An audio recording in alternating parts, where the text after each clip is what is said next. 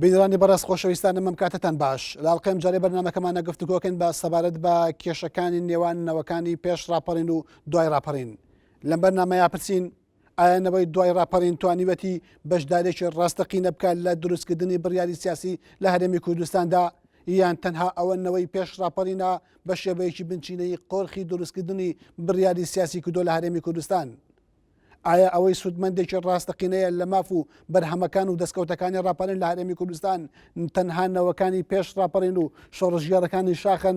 یانەوەی نوێ و سنەوەی تازەی دوای ڕاپەڕێنیش بە شێوەیەکی ڕاستەقینە و بەرچاو سوودمەند بۆ لە ماف و ئازادی و دەستکەوتەکانی ڕاپەڕین. ئایا بوونی سەروەریەکانی شاخ و خەباتی شۆڕژگێرانە ڕەوایەتی دەبەخشێتە بەردەوامی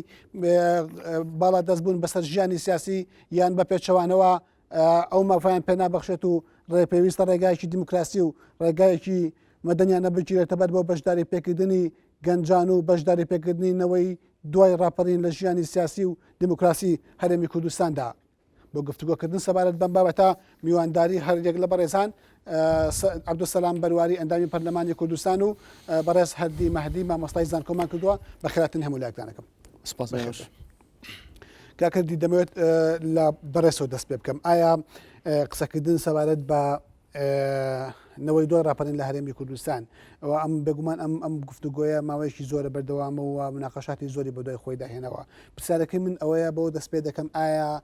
تا چەند ئەم نەوەیە کە لە دوای ڕاپەڕینە دروست دەبێت گەورە دەبێت دینابینی خۆی بیناکات تا چەند بەشداریی ڕاستەقینەی لە دروستکردنی بڕیاری سیاسی هەبوو لە هەرێمی کوردستانەوە توانیوێتی بە معنای وشە بەشدار بێت لە بیناکردنی ژیانی سیاسی هەرێمی کوردستانە. بەڵێ دقت بین لە هەر کۆمەڵگەیەکە جیا لەوێ ڕاپەڕین بێ یا شۆڕش بێ یا شۆڕژ نەبێت جوڵەیەکی کۆمەڵاتی بەردەوام لە کۆمەڵگەیە هەیە بەڵام ڕاپەڕین خۆی ئەم جوڵەیە زیاتر خێراتر کرد لە کۆمەڵگەی ئێمەیە چونکە قۆناغێکی دابراوە لە پێش ڕاپەڕین دوای ڕاپەڕین وە بەشێکی ترە لە کرانەوەی عەقڵی سیاسی بەسەر دۆخێکی تازەیە کە دۆخی مەترسی و دۆخی سەرکوتکاری بڕیارە تێپەڕێنێ. بەڵام لە دوو کەوانەیە کاتێک ئەم دۆخە بەرداوامە بێت دیارە ئەمە ملانەکە قوڵتر و ینی جوڵەدارتر ئەکات کاتێک کە نەوەیە کاری کردو لەسەر ئەوەی کە ئازادی بەدەستبێنەوەی کاری کردو لەسەر ئەوەی کە قوربانییاوە بۆ ئەوەی کە ئازادی بەرقەرار بێ قوربانییاوە بۆ ئەوەی کە فەزایەکی دیموکراسی فەزایەکە شوناسی خۆی تیا بدۆزێتەوە هەبێت دیارە ئەم پرسەم کاتە دروستە بێ بەڵام ئەبینی ئەمانە هەمویان پرسیان لەسەرەوە هێشتا ئەو خەونانی کە لە ڕاپەڕینە نەوەکان ئومێدیان پێ بوو و پێویست بوو دوای ڕاپەڕین بێنەدی پرسیارە لەسەر و گوماناوی و مژێک هەیە کە هێشتا ئێمە دۆخ و کەش و ئەوهوای ناو شۆڕشمان تێنەپەڕان و لە کاتێکە لە دوای شۆڕشە بڕیارە هەموو ئەو دۆخە بڕەوێتەوە و دۆخێک بێتەکایەوە کە ئەم دۆخە جیاواز بە دۆخی پێشخۆی ڕاپەڕینی ئێمە کە بەشێکە لە شۆڕشی جوڵانەوەی ڕزگاری خوازی کورد بە تونوتیژ و ناتونوتیژیەوە بە چەکداری بێچەکیەوە بریت خەونەکەی خەونی لە لووتکەیە ئازادیە لە لووتکەیە خەونی گێڕانەوەی کەرامەتی تاکی مرۆڤی کووردە بۆ مرۆڤی کورد وەکو تاک دواتر لە کۆیەکە بەڵام ئێمە هێشتا ئەبینین دوای ڕاپەڕین دوای 20 ساڵ هێشتا ئەم بیرکردنەوە جەماعیە کە ترسەکە هێشتا هەر بە مەترسی لە دوو کەوانەیە کۆمەڵگە هێشتا هەرستیارە هێشتا پێویستە نەوەکانی پێش ڕاپەڕین حکمی دوای ڕاپەڕین بکەن هێشتا باوکەکانی ناو شۆڕش هەر باوکی نەوەکانی دوای شۆڕشن ئەم مەترسیە بڕای من هەموو هەر کۆمەڵگەیە کە شۆڕشی کرد دوای 5 ساڵ لانی زۆر یانی لانی زۆر پێویستە شۆڕژگەڕەکان بەڕێز و حرمەتەوە بەڕێز لێنراوە دانیشتن لە کۆمەڵگەیە دانیشتن بۆ مانایە ناکە بێ ڕێزیانکە بەڵێ ئیشیان نەماوە زۆر تەبیعیە پێیان بڵێن ئێوە کارتان نەماوە بۆ عەقڵەتە سیاسی کە لە شاخیشتا بگرن بەڵام خۆ ئەکرێ گۆڕانکاری بەسەر سلوکی سیاسی ئینسانێک ئەگەر گۆڕانکاری بەهات تەبیعیە بەڵام سەیری دەرەنجام بکەین لە دەرەنجامە ئێمە بینیمانە هێشتا دۆخی ئەوەی لە واقعی سیاسی هەرێمی کوردستان ڕوویداوە ئەو گۆڕانەی کە لە سلوکی شۆڕژگەران لە هەرێمی کوردستانە دوای ڕاپەڕین ڕوویداوە گۆڕانێکی پێویستە بە ئاڕاستی ئەو گەشەکردنە بەڕاستی ئەو دابڕانە کە ڕاپەڕین لە مێژووی سیاسی ئەمە دروستی کردووە بە بڕای من نخبەی سیاسی شۆڕژگێڕی کورد نەیهێڵە ڕاپەڕین بێتە ڕاپەڕین چونکە ڕاپەڕین بریتی بوو لە گۆڕانێکی ڕیشەیی بەشێک لە شۆڕش بریتی بوو لە گۆڕان ڕیشەیی کە بڕیار و بەسەر دۆخی سیاسی تاکی کورد و پرۆسی سیاسی کوردستانە بێت بەڵام نەیهێشت لەبەرچی نەیهێشت چونکە وەک زیاتر کردی بە ئینقلابێک تەنها هەڕمی سیاسی لەسەری سەرەوە گۆڕی لەوەی کە لە بەغداوە بەڕێوەبرێن ئێمە لە هەولێر و سلێمانی و بەڕێوەبرێن ئەمڕۆ لەم ئاستەیە وەستا بۆچی چونکە لەسەر ئاستی پەروەردە هێشتا ڕیشەکانی ئەو ستەمکاری پێشوو لە ناومانە هەیە لە ناو خێزانەکانمانە ڕیشەکانی هەرماون لە ناو عەقڵەتی سیاسیش هەرماوە چونکە من ناتوانم بڵێم هێزە شۆڕژگەڕەکانی کورد ممارسەی تەداولی سڵتە ئەکەن ئەتوانن دەسەڵات بەجێ بێڵن و تاقی نەکراوە دوای 26 ساڵ هێشتا تاقی نەکراونەتەوە کە بزانین ئایا تحملەکەن دەسەڵات بەجێ بێڵن کورسی بەجێ بێڵن یا بەجێ نێڵن ئەمە پرسیارە گەورەکەیە کە بدڵنیام نەک من ناتوانم وەڵامی بمەوە خۆشیان وەڵامەکەی نێگاتیڤ کەواتە ئەوەی لە دوای راپەرینە ڕوویدا بەشداری ئەمنەوەی دوای راپەرین ئەو جیلەنەوەی دوای راپەرین ئەو پێویستیانی دوای راپەرین نەبوو بەقەدەوەی نەوەی پێشووی پێش راپەرین و شۆڕژگەرانی شاق بە هەمان شێواز باڵادەست بن بەسەر ژیانی سیاسی هەر حکمی شاق بەردەوام کاک عەبدولسەلام تێگەشتنی بەڕێزت لەوبارەیەوە چی ئایا توانین بڵێن راپەرین دەباتەوەی قۆناغێکی دابڕان بێت لە مێژووی سیاسی و شۆڕژگەری کورددا بەرەو ئاراستەی دیموکراتیزەکردن و بە ئاراستەی دامەزراندنی دەسەڵاتی مەدەنی و دیموکرات تەنها گوێزانەوەی قۆناغی دەسەڵاتی شۆڕژگەرەکان بوو لە شاخەوە بۆ شار و بەبێ ئەوەی کە گۆڕانێکی ڕاستەقینە ڕوودا بەبێ ئەوەی دوای دوو دێ لە تێپەڕبوون بەسەر راپەریندا هێشتا نەوەی دوای راپەرین لە پەراوێزی بڕیاری سیاسیا بێت و لە سنتەری دروستکردنی بڕیاری سیاسیانە لە هەرێمی کوردستانە تێگەشتنی بەڕێزت لەو بارەوە چییە؟ من تەسەوڕەکەم ئەم بەو شێوەیە عرضکردنی مەوزوع بەزینەوەیە لەسەر ڕاستیەکان یعنی ئەچینە خانەی پەخشان و قسەی جوان جوان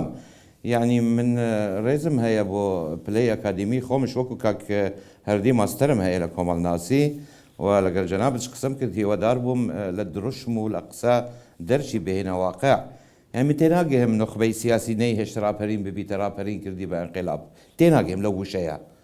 من نازانم من ئەڵمانی ئەزانم ئینگلیزی ئەزانم عەرەبی ئەزانم تۆزێک کوردیش وەکو ئەبینم لە بازاری سیاسی و لە هیچ جێگا نەمدیوە وەکو کاک هەردی باسیەکرد وەکو یاسایەک بیت شۆڕژگێران پاش 5 ساڵ دەبی بچن دانیشن وە کار نەما بە عەقلیەتی شاخیان یعنی من ناتوانم ئەم شتانە بەو شێوە قسە بکەین ناگەینە هیچ نەتیجەیەک من یەکەمین جار تاکو بگەڕێمەوە مەوزوعەکە و هیوادارم ئێمە فعلا ینی مەوزوعیانە قسە بکەین من جارێک کێشەم هەیە لەگەر چەمکی نەوەی راپەرین باس کێیە ئەوانەی راپەرینیان کرد یان ئەوانەی لە پاش راپەرین لە دایک بوون یان ئەوانەی لە کاتی راپەرین بڵێن دەستیان پێ کرد ببنە بڵێن لە هەرزەکار بوون و بوون کەسیاتەیەکە نازش بوو چونکو تاکو ئەو وەڵامە نەزانم ناتوانم جیاوازیەکە تحدید بکەم ناتوانم بزانم ئەمانە لە مووقعی بریاردان بریار نینە ناو یەک ینی ئێمە خۆمە کە بە خۆمان ئەلێن نەوەی شەستەکان و هەفتەکان مەبەستم ئەو کاتە بوو کە ئێمە چووینە زانکۆ و چووینە پێمان ناخەباتی سیاسی خۆم لە 68 کە تەمەنم 18 ساڵ بوو ئەو کاتە دەسم پێکرد بە ژیانی سیاسی واتە وەکو کائینێکی سیاسی ئەو کاتە دەسم پێکرد بۆیە ئەگەر مەبەستنەوەی راپەرین ئەوەی لە راپەرین لە دایک بووە ئەوەی ساعمریان 22 ساڵە تازە زانکۆتەوە ئەکەن هیوادارم ڕۆژێک بێت جێگای هەمومان بگرن جارێ زووە با عەجەلە مەکەن ئەگەر مەبەستەوە ئەوانەی راپەرینیان کرد چیان کرد ئەوە دەتوانم وڵامی بدەم من ئەلێم دەبی تۆزە ئینسافمان هەبیت ئێستا کورد لە هەرێمی کوردستان باسەکەم هەڕەشەی ڕاگواستن و کیمیاوی و تەهجیر و کاولکردنی گوندەکان نەماوە زمانی کوردی پارێزراوە هەویەتی کوردستان ئێمە دانیان بە ئێمە داوە بە دستور کە ئێمە هەرێم و ئەوین پێشکەوتنێکی بەرچاو لە ئاستی ژیان پەیدا بووە لە دەستکەوتەکان کە بە شێوەیەکی گشتی بۆیە جوان نییە و تەسەوەرکەم علمیانەش نییە ئێمە بلێن ئێستاش تەنها حکمی بەعەز گۆڕاوە بە حکمی کوردیەوە زۆر زۆڵمێکی گەورەیە هیچ نەبیت لە کاتی حکمی بەعەز نە من نەکا کردی بۆمان نەبوو لە تەلڤیزیۆنێک دانیشین و ئەوها بەڕەهایی تهمەت بدەینە ئەو نەوەیەی کە شۆڕەشی کردبوو ئەوەی کە گوایە کە من شکم هەیە لەسەری گوایە لە دەسەڵاتە و ناهێلیت خەڵکی تێر بچیت ئەگەر هیچ گۆڕانکاری نەکرابیت عەلەقەل ئەوە کراوە ئەمە یەک دووەمیان با خۆم بکەمە نمونە من زۆر جار قسەی شرین و ناشرین با لەسەر خۆم بیت من کە چوومە یعنی 91 هاتمە کوردستان ئەمن بەشداری لە شۆڕشی ئەیلول و گوڵانم کردبوو من کارگێری لق و ئەندام مەکتەب ناوەندیم تێپەڕاندبوو بەڵام ئەمزانی ئەگەر گەرامەوە کوردستان ئەوە بۆ من کافی نییە بۆیە هەوڵمدا بسپۆریەکەی خۆم لە کۆمپیوتەر و بەرنامە ڕێزی و تۆر و ئەوانە کامل بکەم بۆیە اختصاصی دووەمم وەرگرت لە ئیعادەی هەیکەلە کە هاتم بەنیهایی لە کوردستان ساڵی 90ەکان غەدر بوو ئەو کاتە بڵێن ڕێگان نەدەنە عەبدولسەلام بەرواری چونکە عقلیەتی شاخە کاک ئومێد من ئەمەوێ ئەگەر ڕێگەم دێ دقیقەیەک کە باسی نەوەی پێشڕاپەرین ئەەکەین هەمومان نەهاتیم بە تڤەنگمان لەشان بوو و هەمومانش نەبووینە گەندەڵ هەمومانش عقلیەتمان قەپات نەبوو من زۆر کەس ئەناسم لە تەمەنی من و لە تەمەنی من بچووکتر هات حتى خوێندنی خۆیشی تواو کرد و ئێستا بڕوانامەیشی هەیە ناکرێ ئێمە هەمویان بەڕێک ڕێزدانین ئەمانە عقلیەتی شاخمان چەندە میشانازی بە عقلەتی شاخە کەمەر بۆ معلومات چکو دەبی بزانین عقلەتی شاخ چ بوو تاکو و بزانین کە هەروەها لە هەمان کاتدا ئاخر جملەم ناکرێ من بێم ڕێزێک یعنی خەتێک دانم هەموو ئەوانەی پاش ڕاپەرین عقلیەتی مەدەنین و عقلیەتی کراوەن و دیموکراتن و ئەوەن ئێمە ئەگەر کاکردی مامۆستایە لە بەحسی علمی دەبیت و نابێت تەعمیم بکەی جیاوازی لە بینی ناوەکان هەیە ئەوە شتێکی شروشتیە کاک عەبدولسەلام پرسیاری گرنگ ئەمەیە کاک عەبدولسەلام مەبەست لەنەوەی دوای ڕاپەرین ڕەنگە ئەوە گفتوگۆیەک بێت و گفتوگۆیەکی سۆسیۆلۆجی و سیاسی بێت و ڕێی جیاواز لە خۆیان دروست بکات بەڵام بە شێوەیەکی گشتی ئەو نەوەیەی کە لە دوای ڕاپەرینەوە گەورە دەبێت و وەخەباتی شاخ و شۆڕژگەڕێتی شاخی نەبینیەوە پرسیارەکە ئەمەیە لە ناوەندی بڕیاری سیاسی هەرێمی کوردستانە لە ناو سەرکردایەتی و مەکتەبی سیاسی حیزبەکانە لە ناو دەستگا حکوومیەکانی هەرێمی کوردستانە کە بڕیاری سیاسی و بڕیاری چارەنووساز لە هەرێمی کوردستان دروست دەکەن ئایا ئەم نەوەیە بەشدارێکی ڕاستەقینەی هەیە لە دروستکردنی بڕیارە یان نا یا بە پێچەوانەوە تەنها جیلی پێش ڕاپەرین هەیمانەی زۆرینە و باڵادەستی هەیە بەسەر دروستکردنی بڕیاری سیاسیە قسەکە و ڕخنەکە لەسەر بەڵێ من ئۆکەی واتە ئیتیفاقەکەین مەبەستمان لە چەمکی نەوەی پاش ڕاپەرین ئەو کەسانەیە ئەوەی داخلی ژیانی کۆمەڵایەتی بوون وەکو تاک چ لە سیاست چ لە بزنس چ لە وەزیفە لە پاش ڕاپەرین و بەشداری لە کردووە لە ئەو چالاکیەی کە پێیانێن پێش ڕاپەرین زۆر باشە من نمونەیەک دێم کاکومێت تەنها پارتی دموکراتی کوردستان کە من شارەزایی تەرکیبەکەیم لە 55 کەسی ئەوانەی کە لە سەرکردایەتی حیزبەکەن من بڕواناکەم لە 25 تێپەر بن ئەوانەی بەشداریان کردبوو لە شۆڕشی ینی پێش ڕاپەرین لە ژیانی سیاسی ڕەنگە هەندێکیان باوکەکانیان تێدا بوون بەڵام ئەو تا ڕاپەرین لەنگە گەنجێک بۆ عمری 20 ساڵ بوو خەڵکمان هەیە ئێستا تەمەنی 31 ساڵە ئەندامی قیادەیە من بەپێی ئەوەی سەرۆکی NGO-یەکەم سنتری تۆژینەی و دیموکراسی و مافی مرۆڤ جارێک راپرسیەکمان کرد ینی دیراسەیەکی مەیدانیمان کرد ئەوانەی بە پلەی بەرێوبەر و بەرێوبەری گشتی و پسپۆر و مستەشار زۆربەی زۆریان لە دەوروبەری 30 ساڵین کە شتێکی سیر بۆ لای من گەنجی وەکو کاکهەردی هەبوو مامۆستای زانکۆنا یانش لە پلەنە واتە مەسلەکە ڕێژەییە ئەگەر ئێمە تەماشا بکەین تەنها شک و سەرکردەکانی حیزبەکانەوە ماون من تەنها ئەتانگەڕێنمەوە بابەتێک لە ئەوێنە بڵاو بووە خۆیان باسی مانەوەی ڕەمزەکەیان سەرۆکەکە چۆن باسی ئەەکەن ئەوە قەزیە مەوزوعێکی ترە بەڵام من تەسەورەکەم شتەکە خۆی دوولایە نییە لە لایەکەوە من تەئیدی کاکهەردی ئەەکەم کە وتی ئێستاش ئێمە و ڕاپەرینش بەردەوامی بزوتنەوەی ئازادی خوازی کووردە بە تێگەهشتنی هەندێک لە ئێمە اینجا ئەوە پەیوەندی بە پێش ڕاپەرین و پاش ڕاپەرین نییە بزوتنەوەی ئازادی خوازی کورد هێشتا ئامانجەکانی جێبەجێ نەکردووە زۆر هێشتا ئێمە زۆر سپاس کاکهەردی هەت تێبینی هەبێ ئەتوانی بڵێ بەس من پرسیارێک لێکم پرسیارەکەی من ئەمەیە ئەگەر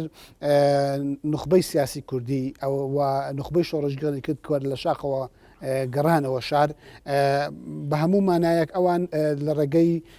هەڵبژاردن و سندوقەکانی دەنگدانەوە دەرەژیان بە باڵادەستیدا بەسەر ژیانی سیاسە ئێمە بینیمان لەنەوە دووە هەڵبژاردن کرا سەرڕای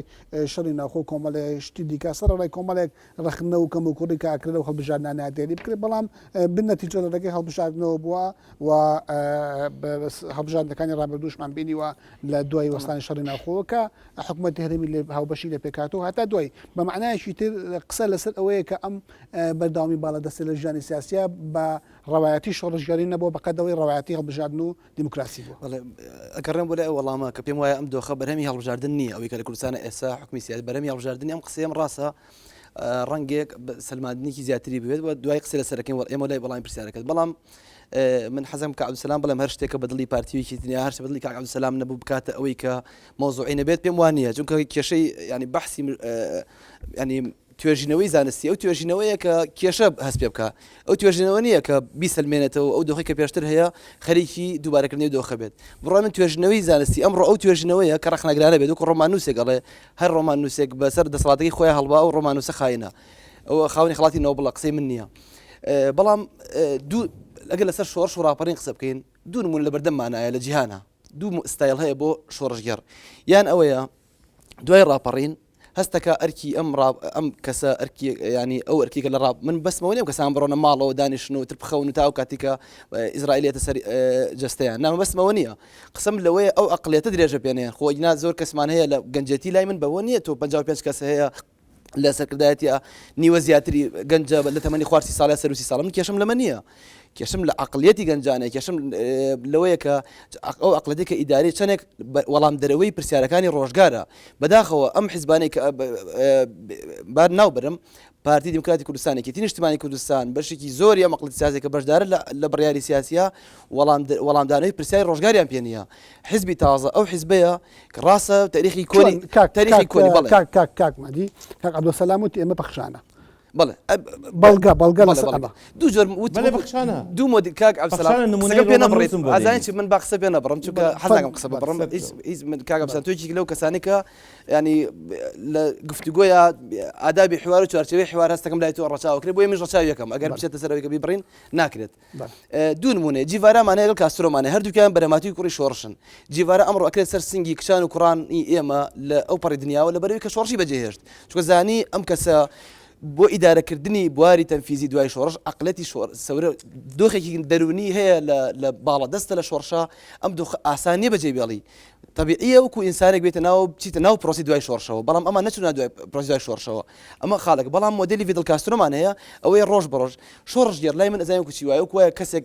پەخشانێکی جوای نووسی بە سەردەمی شۆڕشە ئەگەر درێژە بە خواردنی ئەزمموی شۆڕش و ئیمتیازی شۆڕش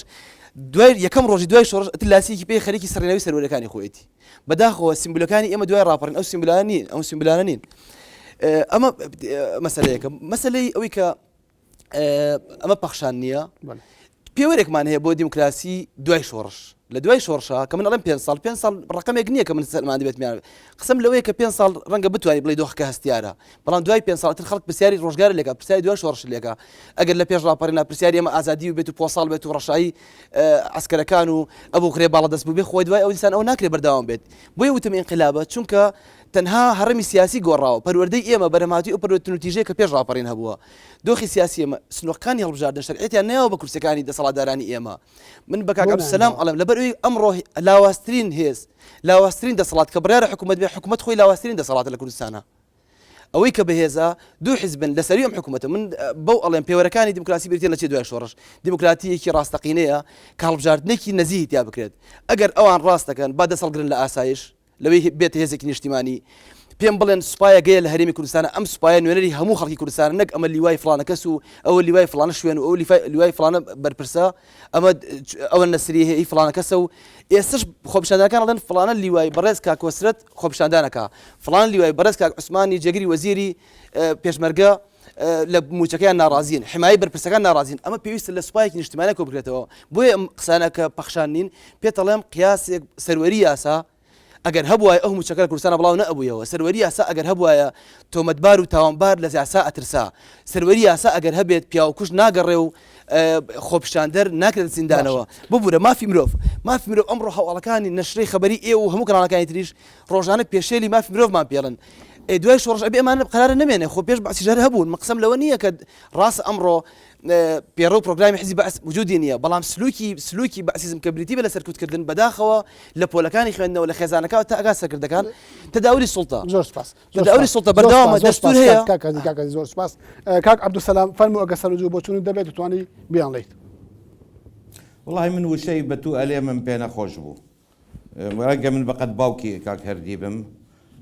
پێت ئەلێم نیشانەی ئەوەیە کاکە هەردی عەزیزم کە عەقلیەتی من کراوەترە من ئەلێم من بیر و بوشۆنێکم هەیە جەنابەت بیر و بۆشنێکی ترت هەیە تو لە ڕوانگەیەکتر تماشای قەزیەکەی من لە ڕوانگەیەکتر بۆیە هی توش ڕاستە لای تو لای منش ڕاستە لای تۆ پێویست نییە پێت بلێم پێت ئەلێم تاکو قانع بکەم بچیە سەر ڕێی من یەک دوو دادگا شتێک خلافمان لەسەری بێت دادگا سەروەری دادگا شتێکە من و تۆش قەنەعەتمان پێ هەیە بەڵام سەروەری دادگا هەیە بەس پێم مەڵێ کاکە هەردی پێم مەڵێ عەزیزم پێم ئەلێ پێت ئەلێم قسەی ئاخوندەیەکە بە یەکێکە لێت کە هێشتا نازانیت تاکو هشیار ببیت پێم مەڵێ کاکە ڕێی خۆت بلێ یەک دوو کاکومێت من پێشنیارەکەم مەجال بدەین کاکە هەردی بە تەنیا قسە بکات چونکە بەڕاستی من نەهاتوومە بۆ ئەو مەوزوعە ئەو مەوزوعی ئەو باسی کردستە هەمووی هەر ئەو قەوانەیەی کە لە هەموو مناسبات ئەوترێ و مازانم من شکم هەیە لە بێلایەنی کاک هەردیش لێم قبول کرد بێلایەنەیە ئەوەی من ئەوەی من لایەنگری دیموکراسی و مافی مرۆڤ سەروەری ئاسام وازانی من لایەنگری دیکتاتۆریم والله يتر قوان دائما كاك عەبدولسەلام فەرموو بەردەوام عزیزم فەرموو بەردەوام کاک عزیزم وەختی خەلک بەڕاستی کاکۆمێت وەختی خەلکمان زۆر بە فرێو بردووە بەو شێوە ئەمە گفتوگۆ نیە عزیزم چاوەکەم ئەمە گفتوگۆ نیە کاک عەبدولسەلام پرسیارێکی گرنگ کاک عەبدولسەلام ئەگەر مۆڵەتم بدەیت واللهی کاکە پرسیارم لە ئەو بکات چونکە من ناتوانم یعنی ئەو قسانە بکات توش پسەر لە من لەکەی لەسەرنەوە خۆم ئامادە ئەەکەم باسی مقارنەیەکی جددی بکەم ئەمە هەمووی تهمەت بوون پارتی و یەکەتی بە دلی نییە کەیفی خۆیتی بە ئەو ڕێگایەکی تر بگریت من ناهاتوومە دیفاع لە پارتی و یەکەتی بکەم هەرچەندە شانازی ئەەکەم کە زۆر شتیان هەیە دەبی دیفاعیان لێ بکەم چونکە خەلکی تر یەک چارێکی ئەوەی پارتی و یەکەتیان کردو نەیکردو بەڵام نەخمە ئەو قال بە کاکە هەردی نەخمە ئەقال بە من هاتوومە لێرە گفتگۆیەکی کاک عەبدولسەلام ببوورە ئەگەر مۆڵەتم بدەیت پرسیارێکی گرنگ یەکێک لە سیماتەکانی گوێزانەوە لە قۆناغی شۆڕژگێڕیەوە بۆ قۆناغی دوای شۆڕژگێڕیەوە بۆ قۆناغی ئازادی لە ناو کۆمەلگایە بریتە لە بەرپاکردنی کۆمەڵێک دام و دەستگای مەدەنی و دام و دەستگای دیموکراتی لە هەرێمی کوردستان کە ئەم دام و دەستگایانە وەکو یەک مافی هەموو هاوڵاتیان بپارێزن وەکو یەک ئازادی هەموو هاوڵاتیان بپارێزن وەکو یەک خۆشگوزەرانی ئابووری بۆ هەموو هاوڵاتیان بەدی بێنن کە بێگومان شۆڕشی کورد لە ڕێگەی ڕاپەڕینەوە دەگوێزێتەوە بە قۆناغی دەسەڵات پرسیارەکە ئەمەیە ئایا لە دوای ڕاپەڕینەوە کاتێنەوەی تازە لە ڕاپەڕین پێدەگات ئەم پرەنسیپانە لە قۆناغی شۆڕژگێڕی هەرێمی کوردستان و گوێزانەوەی بۆ قۆناغی ئازادی بیناکراوە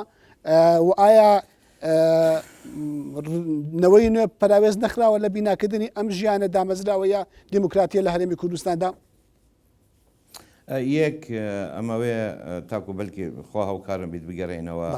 سەرفعلم بابەتەکەی خۆمان ئەمن بڕواناکەم کا کۆمێت لە پاش هەر شۆڕەشێک دام و دەستگا و ئازادی و ئەو فراوانکرابیت ئەمە ئەو تعمیمە خەلەتە سەقەتە شۆڕش هەیە ئەمەی دابین کردووە شۆڕش هەیە بەعکسەوە ئەسڵەن گۆڕانکاری جەزری بووە لە ژیانی عالم هەر شۆڕشی فەرەنسی ئەوەی بە باڵ و بەژنی زۆر باسەکەین بزانە چەند قۆناغی لە پاش چوو حتاکو لە پاش و ڕەنگە هەفتا ساڵ اینجا گەهشتە یەک چارێکی پرەنسیپەکانی من باسی شۆڕشەکانی تری ملەتەکانی تر ناکەم چ بەسەرێت بۆیە ئێمە با لە خۆمان لە گریمانێکی شخصی خۆمان پرەنسیپ و یاسادا نەنین و چاوەڕوان بین لە شۆڕش و یان ڕاپەرینی کورد دەبی ئەوانە جێبەجێ بکرد چونکو گریمانێکی کردومانە بە یاسا شۆڕش گۆڕینی بنەڕەتیە لە دام و دەستگا و نەسەقەکانی کۆمەلگا لە ئابووری لە سیاست لە فەرهەنگ لە بۆیە ئەو مەرحەلەی ئەنۆمی ئەو مەرحەلەی کەلچەر گاپ فەراغی کولتوری خۆی بۆ خۆی وەکو یاسایەک چەند کێشە دێنیت کۆمەلگاکە ڕەنجێ لە ئاسەوارەکانی با ئێمە بەو قەتعیە باس نەکەین چونکە ڕاپەرین بوو ئیتر تەواو دەبی ئازادی و نازە چا موسسە دابین بکرێت بەڵام لەسەر ڕای ئەوەش مەسەلەکە چونکە ڕێژەیە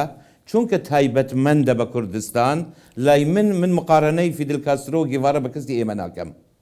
چونکە ئەو گیڤارا بوو ئەو کاسترۆ بوو ئەو زمانێک بوو ئێمە زمانێک بوو مقارنەکان بەو شێوەش سەقەتن و چاوەڕوان بم لە کۆمەلگایەکی پێش پیسەسازی کوردستان بە هەموو ئەو کولتورە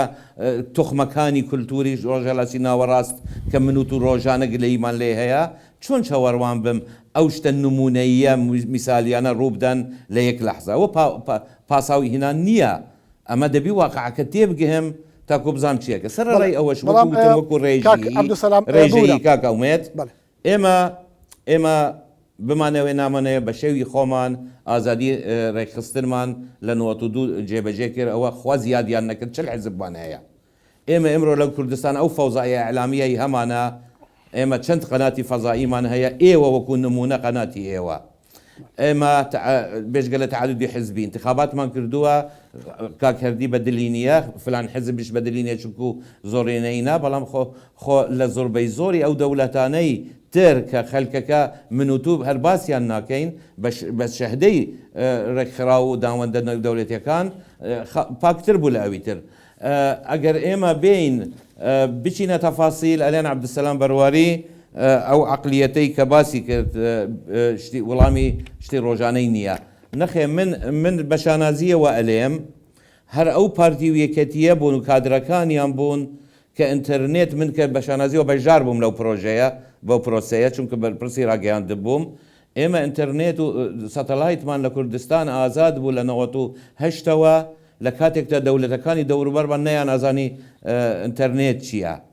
ئێمە بایەخماندا بە ڕێگا و بان ئێمە بایەخماندا بە ڕێگای هاتوچوو و پەیوەندیەکان وەڵامدانەوەی پرسیاری ڕۆژانە ناکرێ ئەوها بە یەک جملە بوترێ ئێمە دەبی بهێن لەو بوارانەی کە گۆڕانکاریان لەسەر ڕووداوە من حەزەکەم کاکردی ماستەرەکەی من بخوێنیت لە فەسلی چوارەمی تەرخان کراوە بۆ ئەو گۆڕانکاریانەی لە نەسەقە سەرەکیەکانی ئەم وڵاتە ڕۆیانداوە لە مەدرسە لە سەحا لە ئەتوبان چونکە من بە ژمارە ویستومە ئەو گۆڕانکاریانە تەسجیل بکەم چونکە ماستەرەکەم لەسەرەوە بوو چۆن حزب سیاسیەکان ڕوبەرووی ئەو گۆڕانکاریان هەبن بەڵێ من ئەلێم بە ڕێژەیی بەپێی ئیمکان کردومانە زۆر سپاس کاک مەهدی پرسیارێک ئەمەیە لە دوای ڕاپەڕینەوە بە لە بەرچاوگرتنی هەلومەرجە ڕاپەڕین بە لە بەرچاوکردنی هەلومەرجی کۆمەڵایەتی و سیاسی و ئابووری ئەو کاتی هەلێمی کوردستان کە لە بقعەیەکی دیکتاتۆری وەکو عێراقا بوو کە لە بقعەیەکی دیکتاتۆری وەکو ڕۆژهەڵاتی ناوەڕاستا بوو کۆمەڵێک ئازادی گرنگی سیاسی میدیایی کۆمەڵاتی لە هەرێمی کوردستان هاتە ئاراوە ئازادی ئەحزاب ئازادی ڕۆژنامەگەری تا ڕادەیەک لەو دوایانەیە لەرگەی ڕۆژنامەی هەوڵاتی و خەڵکی دیکەوە سەری هەڵدا یعنی هەموو ئەمانە ڕووداوی گرنگ نین لە دوای شۆڕش و بەشداری گرنگی ئەم نەوەی دوای ڕاپەڕین ناسەلمێنن لە ژیانی سیاسی و فەرهەنگی و میدیایی هەرێمی کوردستانە بەسبەر لە وەڵامی ئەو پرسیارە بێت و ئەم ناوەڕەمان هەیە خۆشەویستانم لەگەڵمان بن پرۆگرامەکەمان بەردەوامە بەڵام دوای ئەم ناوبڕا بینەرمان بن